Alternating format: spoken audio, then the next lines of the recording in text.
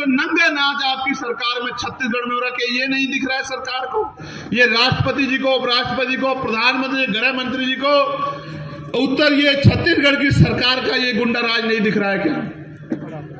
मैं आपको चैलेंज करके कहता हूं, ज्यादा दिन सतनामियों का सामना सरकार नहीं कर पाएगी।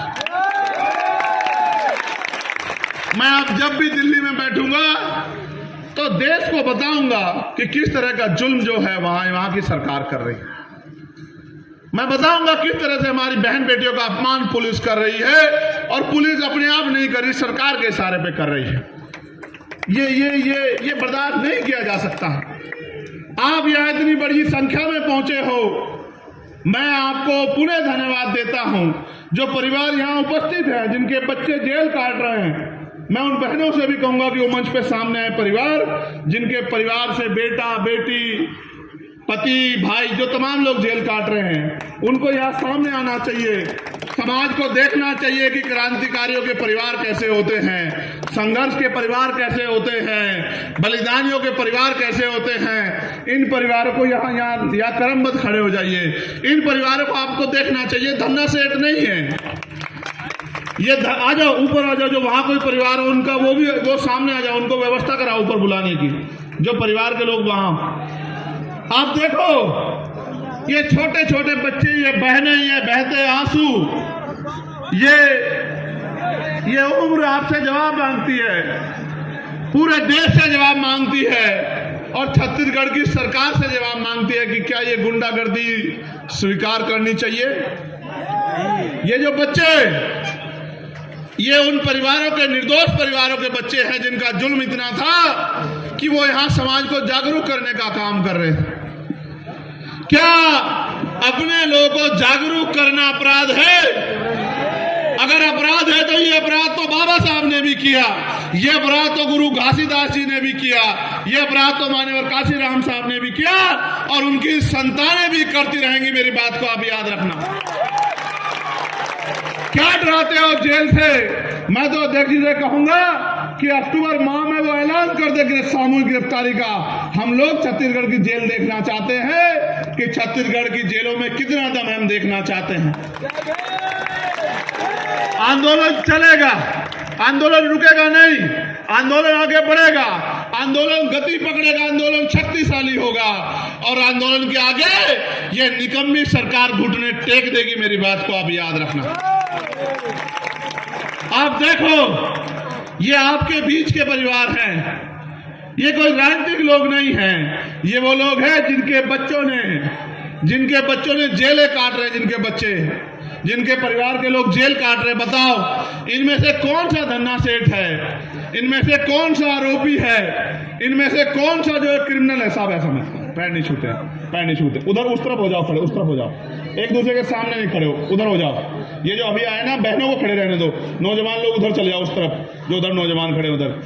आप समाज के लोग बताओ, अपने दिल पे हाथ रख के गवाही दो, बताओ ये किसी उद्योगपति के परिवार के लोग हैं, किसी नेता के परिवार के लोग हैं, या गरीब आपके बीच के कमजोर नौजवानों जो समाज की लड़ाई लड़ रहे हैं उनके बच्चे? बताओ, उनके परिवार के लोग बताओ, दोनों हाथ उठा के बताओ, ये समाज के वफादार परिवार है या ये समाज को धोखा देने वाले परिवार है? बताओ, क्या इन परिवारों का सम्मान होना चाहिए, नहीं होना चाहिए? जब तक हम क्रांतिकारियों का सम्मान नहीं करेंगे, बलिदानियों का सम्मान नहीं करेंगे, तो हमारे बीच से कोई क्रांतिकारी बलिदानी जन्म नहीं लेगा। मैं इन परिवारों को दोनों हाथ जोड़ के नमन करता हूं, और मैं उनको विश्वास दिलाता हूं, कभी संघर्ष खाली नहीं जाता।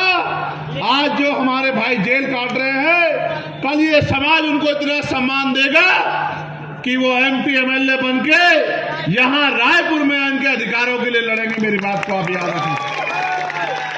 जिस दिन वो दिन आएगा तो आपको एहसास होगा कि समाज भूलता नहीं है। क्या समाज इनको भूल जाएगा? नहीं भूलेगा समाज।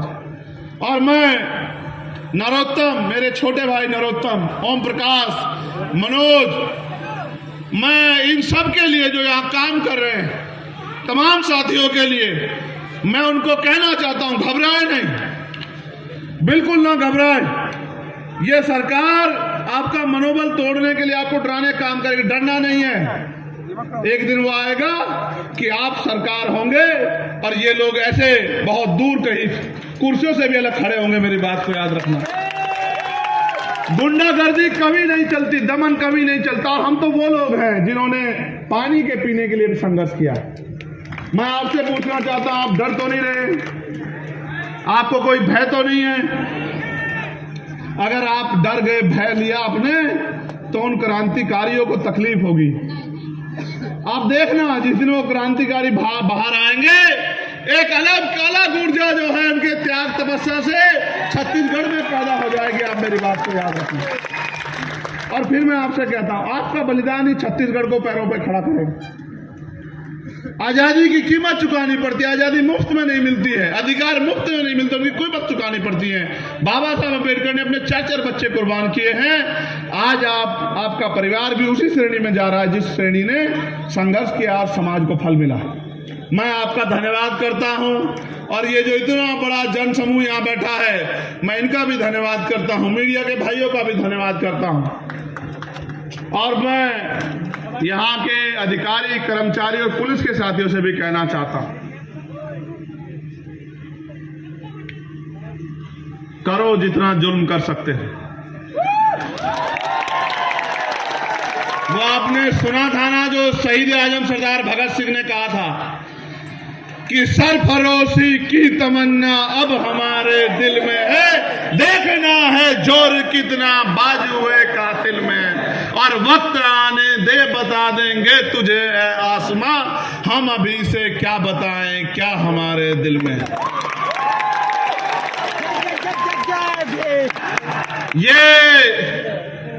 ये नीला झंडा नहीं, ये नीला कफन है। ये कफन हम लोगों ने अपने सर पे इसलिए बांधा है कि हमारे प्राण चले जाएंगे, लेकिन हम समाज पे जुल्म नहीं होने देंगे, उनके अधिकारों को छीनने नहीं देंगे।